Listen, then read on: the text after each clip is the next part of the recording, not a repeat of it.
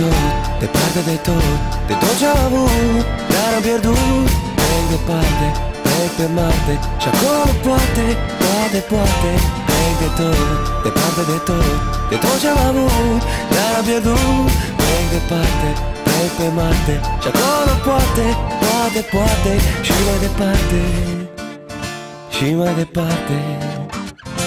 Nu mai suport, plec de tot, îmi iau lumea în cap, mă arunc peste bord. Plec de tot, n-am servici, n-am bani, bat pasul pe loc. Nici prieten nu am, o simt singur de tot. Dar singur de tot. De ce să mai stau? N-am niciun motiv, mă simt inutil, n-am nimic din ce vreau.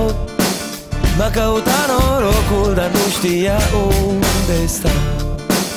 Nu știa unde stau. Nu știa unde stau. Nu știa unde stau.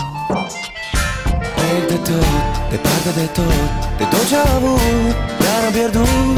Plec departe, plec pe Marte, și acolo poate, poate plec de tot, departe de tot, de tot ce-am avut, dar am pierdut. Plec departe, plec pe Marte, și acolo poate, poate și mai departe.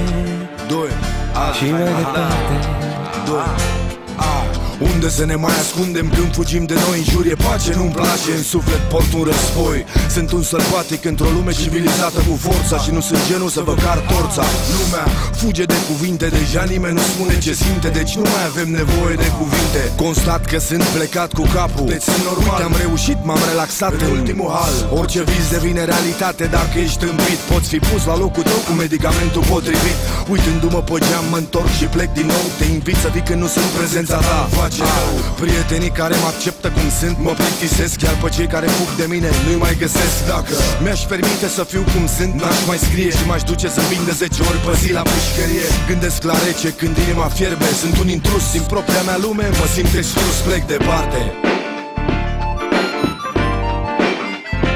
Plec de tot, departe de tot, de tot ce-am avut, dar am pierdut. Plec departe, plec pe Marte, și acolo poate, poate plec de tot, departe de tot, de tot ce-am avut, dar am pierdut. Plec departe, plec pe Marte, și acolo poate, poate și mai departe, și mai departe.